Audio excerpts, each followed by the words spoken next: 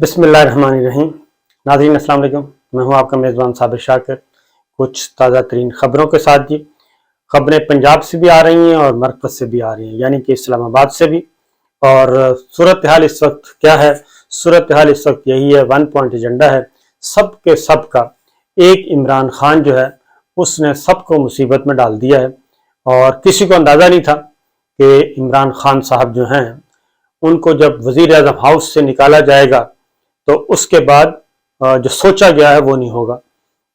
और इमरान खान साहब ने एक दफ़ा खुद भी कहा था अपने 2-3 इंटरव्यूज़ में, जब उनको पता चला कि उनको निकालने की तैयारियां की जा रही हैं, तो उन्होंने वाज़ेह तौर पे कहा था कि अगर उनको वज़ीर आज़म हाउस में निकाल दिया गया और मैं वज़ीर आज़म हाउस से बाहर निकला तो मैं ज़्यादा ख़तरनाक हो जाऊँगा, क्योंकि यहाँ मैं बैठा हूँ और बहुत सारी मजबूरियाँ हैं, ओहदे की मजबूरियाँ हैं, कुछ रियासती अमूर हैं जिनकी वजह से मैं खुलकर बात नहीं कर सकता।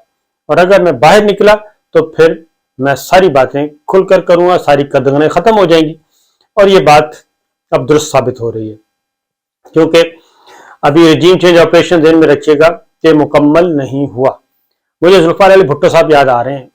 जुल्फ़िकार अली भुट्टो साहब का तख्ता उलट दिया गया और 77 में, और जुल्फ़िकार अली भुट्टो साहब का मुकाबला जो था वो किसके साथ था? उनको गिराने के लिए 9 जमातों का इत्तेहाद बनाया गया था और 9 जमातों के इत्तेहाद से भी वो गिर नहीं पाए। ये उनकी अपनी गलती थी कि चंद सीटों पे धांधली करवा ली गई, और क्योंकि वो था कि मैं 2/3 मेजॉरिटी के साथ वापस आऊं और मैं जो कुछ करना चाह रहा हूं अपना एजेंडे को अमल दरामद के लिए, ये ज़रूरी है। सिंपल मेजॉरिटी से वो जीत रहे थे। बहरहाल उनसे ये गलती हुई और उसके बाद फिर ये जवाज़ बना, और जवाज़ ऐसा बना कि सूबाई इंतखाबात थे, उसका अपोजिशन ने बाइकआउट कर दिया या उनसे बाइकआउट करवा दिया गया, और फिर चल सो चल, और फिर सूरत हाल जो है वो बेकाबू होती गई और ज़ियाउल हक साहब आ गए। और इस तरीके से जुल्फ़िकार अली भुट्टो साहब का 11 साल तक जी, 11 साल से पहले 11 साल तो पीपल्स पार्टी के खिलाफ सब कुछ हुआ। उससे पहले मैं आपको तारीखी वाक़या, और ये खुद मुझे दोस्तों ने सुनाया और जो उस वक्त मौजूद थे, बुजुर्ग थे, मुझे मिले, उन्होंने कहा ज़ियाउल हक साहब ने जुल्फ़िकार अली भुट्टो के खिलाफ कोशिश की कि कोई करप्शन का केस मिल जाए, और करप्शन का केस मिल जाए तो उसमें उनको डिस्क्वालीफाई किया जाए। लेकिन बावजूद कोशिश के, बड़ी मेहनत के बावजूद कोई भी इंटेलिजेंस इदारा उनके खिलाफ कोई भी करप्शन का सबूत नहीं ला सका, फाइनेंशियल करप्शन। और 70 क्लिफ्टन में भी जाके तलाशी भी ली गई, सब कुछ किया गया, और कई कई घंटे नहीं बल्कि दिन रात एक एक करके कोई ना कोई चीज निकल आए, वो नहीं निकली थी।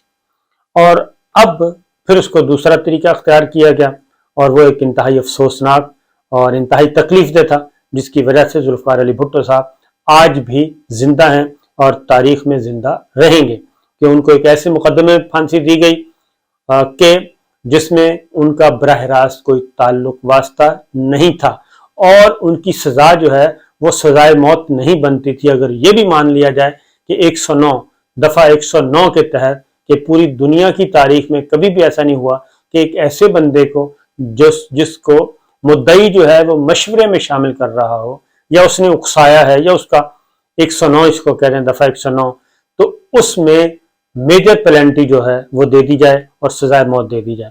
ये दुनिया का एक अनोखा और वाहिद, और इसीलिए जो जिस बेंच ने जुल्फ़िकार अली भुट्टो साहब को सजाए मौत दी, उस बेंच के फिर जजेस ने जब वो बूढ़े हुए तो उन्होंने फिर तारीखी वाक़यात और फिर ये सारा कुछ बयान किया और अपने ज़मीर को हल्का करने की कोशिश की, लेकिन वो ज़मीर अभी तक हल्के नहीं हुए, और इसी बोझल ज़मीर के साथ वो ऑनरेबल जजेस जो हैं वो वफात पा गए। उसके बाद अभी तक सुप्रीम कोर्ट में ये मुकदमा पड़ा है जुल्फ़िकार अली भुट्टो मरहूम का, कि जनाब ये तारीख अपने आप को अदालती तारीख में, और अदालत ख़ास तौर पे वो इस अपना जो उसके माथे पे या उसके दामन पे लगा दाग है वो धोए और ये माने कि ये गलती हुई थी। लेकिन जाहिर है वो एक मौजूद है मुकदमा। तो इसी तरीके से इमरान खान साहब को जब से हटाया गया है, बहुत कोशिश की जा रही है, बहुत कोशिश की जा रही है कि किसी ना किसी तरीके से उनके खिलाफ कोई करप्शन का मुकदमा निकल आए, कोई ऐसी केस निकल आए कि जिससे उन पे फाइनेंशियल करप्शन का इल्ज़ाम साबित हो जाए। वो साबित नहीं हो रहा, और दिन रात एक किए हुए हैं। اور مقصد یہ ہے کہ جیسے ہی وہ چیز آئے سامنے تو اس میں ان کو رگڑا لگا دیا جائے. وہ اب مصیبت بنی ہوئی ہے. بہت کوشش کی جا چکی ہے، ڈائریکٹ انڈائریکٹ کوشش کی جا چکی ہے. ایون میں یہ کہوں گا کہ ان کی کابینہ کے خلاف بھی ابھی تک کوئی مقدمہ نہیں آیا. ان کی کابینہ کے خلاف بھی، کسی وزیر کے خلاف بھی ابھی کوئی انویسٹیگیشن نہیں ہو رہی. اور کوئی نیب کا ہو گیا، ان کا اپنا نیب ہے حالانکہ اب تو وہ بھی ہو رہا ہے، لیکن اس میں بھی نہیں. تو بہرحال اب کیا ہو رہا ہے جی، جو پہلے پھر اس کے بعد ایک اور کوشش کی جا رہی ہے. اس میں بھی میرا خیال ہے کہ کامیابی نہیں ہوگی. لیکن بہرحال جب تک آئے ہیں، پہلے تو توشہ خانہ لے کے آئے.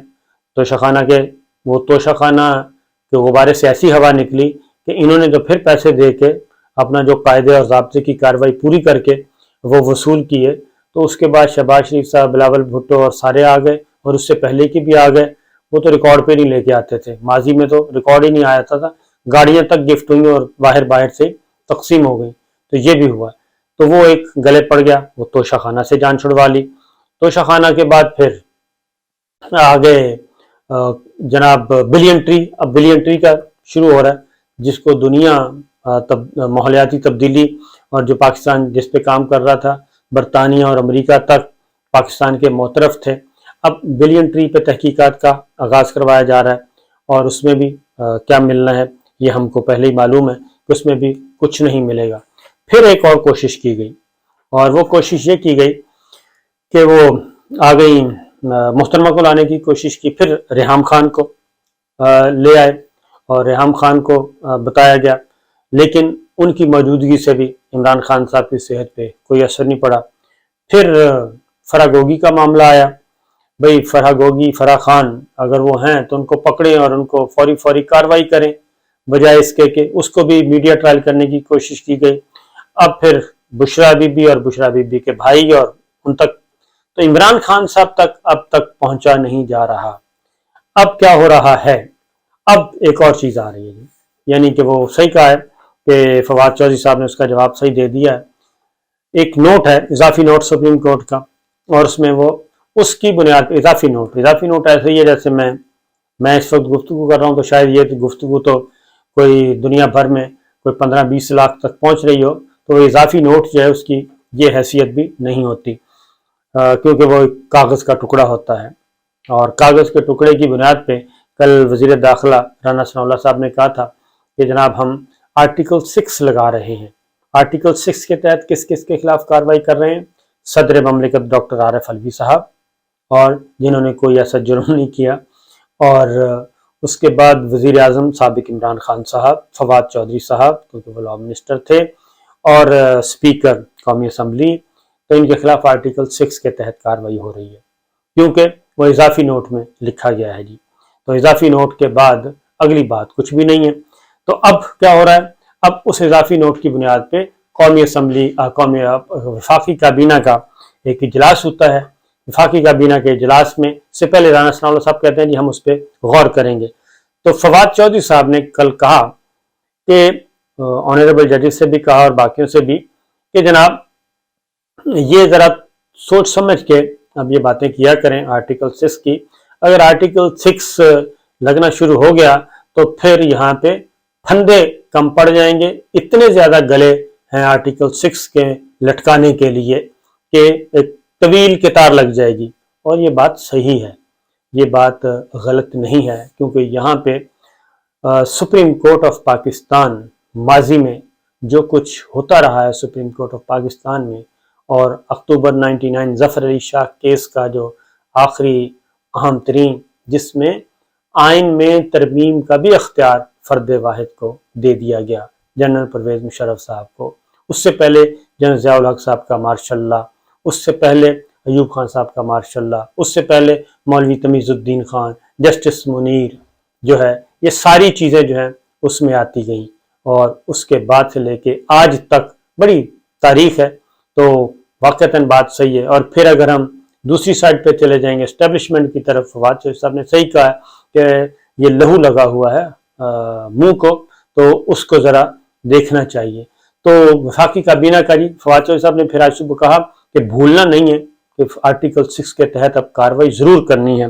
تو اس میں जो सूरत हाल आई, एक तो सेनेट में करारदाद जमा करवाई गई है। मुस्लिम लीग नून के अफनानुल्लाह साहब हैं, उन्होंने कहा है कि सदर ममलिकत के खिलाफ मुआखजे की कार्रवाई शुरू की जाए और इमरान खान साबिक वजीर आज़म और फवाद चौधरी और कासिम खान सूरी, इनके खिलाफ आर्टिकल 6 के तहत कार्रवाई के लिए प्रोसेस शुरू किया जाए। ये सेनेट में करारदाद जमा करवाई गई है। उधर फिर पंजाब असम्बली में हिना परवेज भट्ट साहिबा ने करारदाद जमा करवा दी है, इसी बुनियाद पे कि आर्टिकल 6 के तहत कार्रवाई की जाए। तो ये चीजें हो रही हैं और अब हर तरफ से जब मामला कहीं से कुछ बरामद नहीं हुआ तो उसके बाद अब जो तरीका अख्तियार किया जा रहा है और अब जो कोशिश की जा रही है दबाने के लिए की जा रही है, क्योंकि आर्टिकल 6 मजाक नहीं है।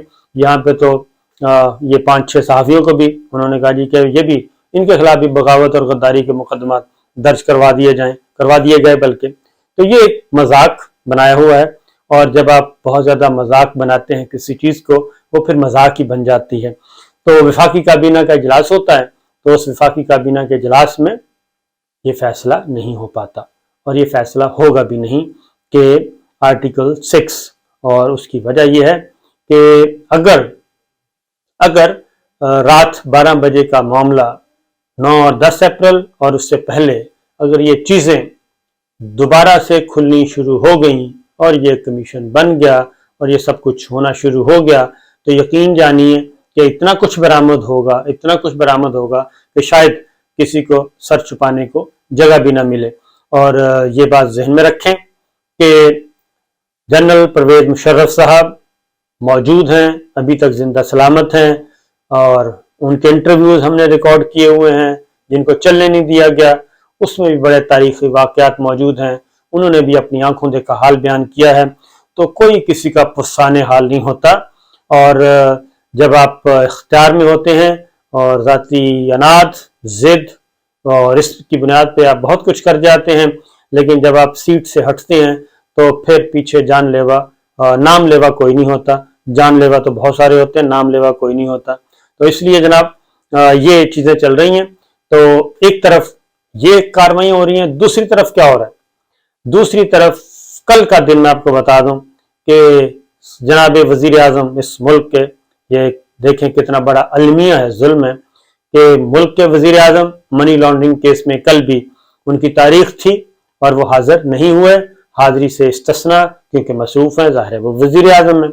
हमजा शहबाज दूसरे बड़े सूबे के वजीर आला और मुतनाज़ वजीर आला, वो हाजिर हुए और वो भी अंडर ट्रायल हैं। फर्द जुर्म आयद नहीं हो रही, रोका हुआ है। वजीर दाखिला के खिलाफ फर्द जुर्म आयद नहीं हो रही, रुकी हुई है।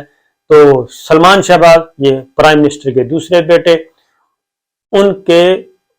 उनको इश्तिहारी करार दे दिया गया है कल।